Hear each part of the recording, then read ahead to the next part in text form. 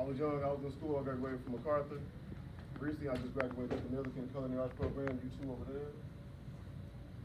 So, the things right now that you're doing right now are very detrimental to your future. Yes, I've been in prison numerous times. I've been incarcerated in Indiana, Illinois, and Missouri. I've been stabbed 3 different times. Worst time I got stabbed 6 times. I've been shot, a piece of bullet in my neck. But also I just graduated from Millikan University this summer with a 3.9 GPA in the culinary program. I currently work at Caterpillar. Right now I'm working on building up finances so I can legally own my own restaurant. I'm a chef. So what you guys are doing right now in school is going to trail you through the rest of your life. People might think that, this doesn't really mean much. You're here to have fun and just kick it and hang out or whatever. That's not what you should do in school. You should take advantage of this opportunity that you have to learn and gain all the tools you can using resources later on in your life.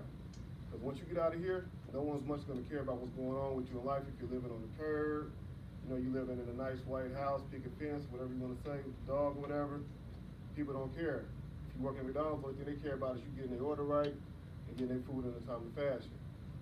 But I'm sure all you guys have something that you want to do in life. You have goals, dreams, some form of aspirations, something that you want to do when you get out of school, when you grow up. Kids, families. Y'all know y'all have family members who are proud of y'all. I mean, y'all consider seeing everybody here. Everybody's dressed pretty decent, so someone cares about you, right?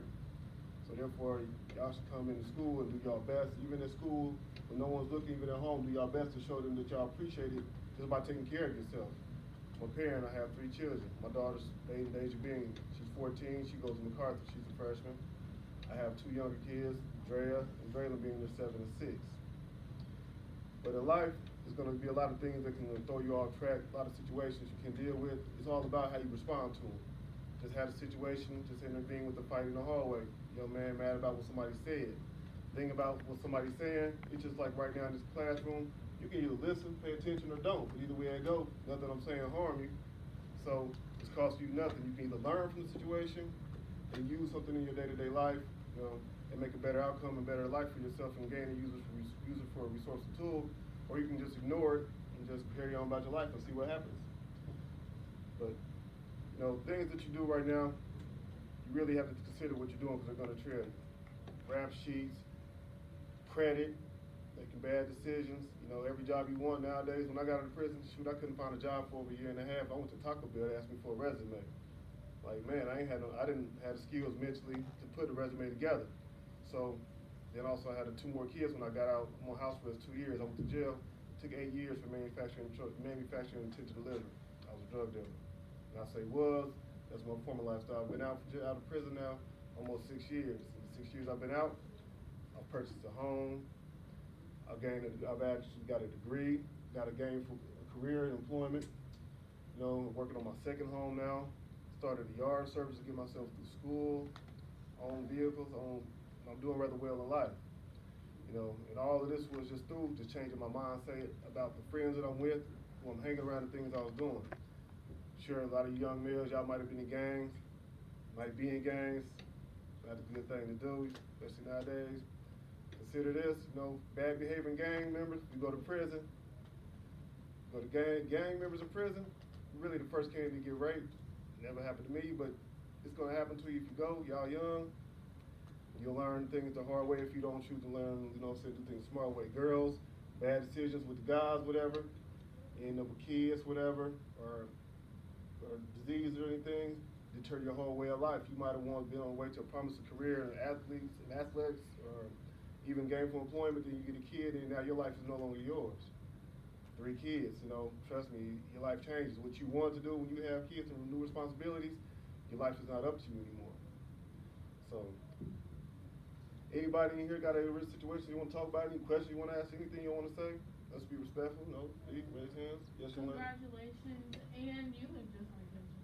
Oh, thank you. They looks like that. Anyone else? Any questions? Anything? Career questions? No questions? School questions? Nothing? Devin, would you mind sharing with them, because, I have a connection with Devin because I've worked with him for several years. Tell them about what happened, the choices that you make, how they affect your children. Oh, man. I met her actually through getting DUIs, going to jail, having to get out of jail, and then go to the PATS program. You get a DUI, but initially financially cost me over like probably about around $11,000. Some jail time, a lot of lost time with my kids because I can't have my license right now to this day. I have a hearing on the 9th, so I'm looking to get driver release. But yeah, you can't spend time with your kids. You can't go shopping when you want to. Can't take my lady out when I want to. I can't get up and do really what I need to do without risking my freedom. So therefore, I just had to just change my life situation, just look at things differently, and change my mindset. Now I don't drive. So, but through the substance abuse programs, I've met a lot of people. Being a drug dealer, I've seen a lot of addicts. Now I've seen a lot of addicts in the recovery process and see how it's helping them, and just see how the ways of things I was doing were bringing people down, tearing down the community. You know, there's a lot of things going on, indicators that are actually good. People think there's not much to do, but there is a lot to do if you focus on different things, different avenues of life, and different things of entertainment. There's plenty to do. So, but yeah, so my DUI, my drinking led me to bad choices, hanging out with the wrong people, the wrong crowd, with the gangs, the drug dealers, with the women, running the streets, until they just really brought my life down to a bad situation. Hang with somebody I thought was my friend, went out of town, come back in a week, cost me $22,000 a year and a half of my life. You know, so making bad decisions is very costly. So, as y'all see, I know all y'all want to get out of school. Y'all looking like some of y'all don't want to be here in the class, but if you don't do the right things, you're going to sit in this class, or you're going to be in this class, or if you mess up your life, go to prison, there's a class in prison too. You're going to have to go to. So you can either take the time to make the right choices for yourself, or the choices will be made for you. Because either way it go, you're going to have to make choices. And y'all choices have consequences and repercussions. So it's all up to you guys. If you guys want to be smart, do the better thing for yourselves, live promising lives, good futures. Y'all want to have money, have success, run around with good health, happy, smile. It's up to you. It's all up to what you guys want to do. Any questions, anybody? Yeah. I know you kind of mentioned this, but I know that when working with students, more specifically when they get into junior and senior year, like finances can be something that's very daunting when it comes to like college. So when you were turning your life around and decided to attend Millikan, like what were things that you did to make sure that you could counter-react the cost of like going to college? I know you mentioned like that you opened like a yard business, but like what help did you receive? What, did you get rewarded like things through FAFSA and stuff like that? Just kind of like a peace of mind that like you can go to school. It's not something that. Yeah, actually I didn't go to Millikan. I went to Richland. Because Richland is more financially forgiving. Consider maybe some people might come from wealthy no matter your financial background, they have programs that can get you in. They have incentives, they have grants, they have many ways, they have many financial tools that you can use at their disposal to get you in. So, but I had a job that I was working for HCH Services. I was working at Tate Live. Paid rather well. I'm making $19 an hour, but I hated my job. Every day I go to work, I hated going to work. Every day I wake up, like, oh, I gotta go to here, I gotta go to work. So I figured, okay, what am I gonna do to get myself out of this situation so I don't have to feel like this and live like this anymore? So I just saved my checks week to week. I just came to work, saved my checks, but I was already going to to Richland. I paid out of my pocket because I didn't make the deadline to get the financial aid that you're speaking of. Mm-hmm. So I started myself off. I went to talk to the administrative officer, and I got signed up, and I paid out of my pocket to get myself in school. So then I started me a yard service. So I just kept my checks and I just saved my money. I bought lawnmowers, leaf blowers, weed whackers, everything. And so I figured, okay, I can make my money on my own time and go to school full time without having to give all my time and dedicate everything to this company that's not giving me anything back. So after say about almost the first 3 quarters of school, I saved enough money to where I just said, I just stepped out on faith. I'm a praying man. I prayed on it. I just left my job. And I went to school full time. School, I was blessed and covered. The financial aid kicked in, covered everything, books, everything. Even got a check back. Every semester you got a check back. So like, okay, I'm getting paid to go to school and I'm doing what I love to do for coloring their yards. So I was doing my yard service and I was going to school. Everything was fine. Then I got close to graduating. So when I graduated, I worked as head chef at Bizu restaurant. Then I took another job at cash on ticket manager at Tex-Mex. Things weren't, so to speak, as well as I've seen it was going, so I left there. And I just actually, God bless me, I got the job at Caterpillar. So that's where I'm at now. Just for now, when I leave here, I gotta go to work. But so right now, I'm working again, saving my checks, making sure that when I get done with that job, I'm not gonna work, I'm gonna work that job to work my own business. So that's like with financial security that you're speaking of. And right now, I wasn't taught finances when I was young in school. I wasn't taught about how important credit is, like to the point where now, I always thought, as long as I have cash, cash is king. And I realized I got thousands of dollars more for somebody to rent somewhere for $250, and I couldn't even get a place to stay because I didn't have good credit. I had the cash, but not the credit. Credit is your name, like in the streets, as we know, your face card. You know, what's your rep? In the business world, in the adult world, that's the equivalent of credit. So without good credit, your life is going to be limited. I mean, purchases, trips, you can only get certain much. Cash keeps you in limited things. It keeps you at a limited value. But if you keep your credit good, you know, don't ask for anything that you can't pay for. Don't get anything for anybody you're not willing or capable of paying back. You know, make sure you be on time with things. All these things down at school, coming to class on time, turning your assignments in on time, and character conduct, that's going to mold you to be a successful individual as you grow up in life. And if you can't come to class on time, your jobs nowadays, they look at your attendance records in school. If you can't come to class on time, they're more than likely not going to hire you because they're not going to look at you as a promising employee. They're like, okay, you're going to waste your time. So no one wants their time wasted, so you don't want to waste anybody else's time either. It's like today I come here, it's on good faith to ask me what I can speak to you guys, you know, as real students, whatever. So I won't say as real student, no one came to talk to us. And most of the people that I know start out with, most of them are in prison, most of them are dead.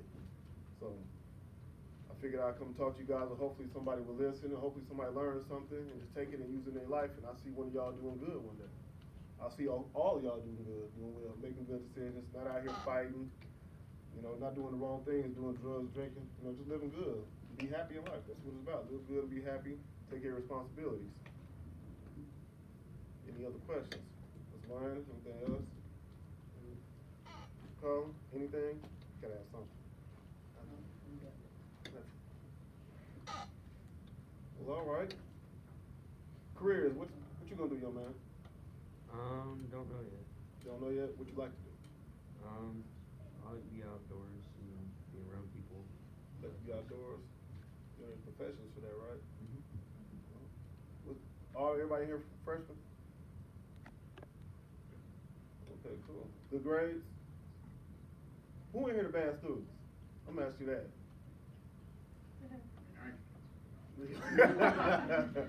Man, look, if y'all messing up in school, man. Alright, but no, seriously though. But if y'all messing up in school, man, fix it up. It ain't never too late, you know. Y'all got people who love y'all. Y'all may believe it or not. I care about y'all.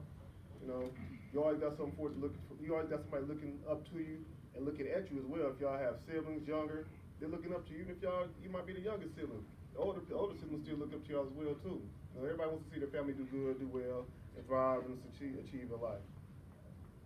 But I always try to say to some of the classes too that like you guys have more people to care about you than you think, because like as a teacher, like I care about you one because it's my job, but I also care about you because one day like you're possibly the people I have to, like you will be the mechanics that I have to take my car to, like you will be the people cooking my food at a restaurant, you might be the person that takes my blood when I show up at the hospital, like more people invest in you guys than you may realize because you are literally the future of this town and this country and this state, and so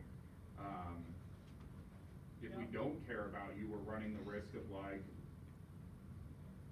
you not fixing my car as nice as it could have been, or like spitting in my food when you find out that I'm there. But like it's the truth. Like you guys are the future, right? But really though, yeah, what he's saying though, yeah, what y'all do later on in life is important to us because we are going to need y'all. You know, what y'all learn from us, everybody my age, older, is going to depend on y'all in life. And eventually in life, everybody that y'all bring into this world is going to depend on you. So people in your relationship, partners, they depend on you. You know, you want to be able to depend on other people. So, young lady, y'all be good, be cool. So stop paying attention. If we was at an interview, I'll send you out. I'm usually a manager. So, but yeah, y'all just do good in life. Respect yourself. It's easy. When you respect yourself, more people will respect you, and you'll get more out of life. So y'all be good, be cool. You, smile. It's gonna be alright.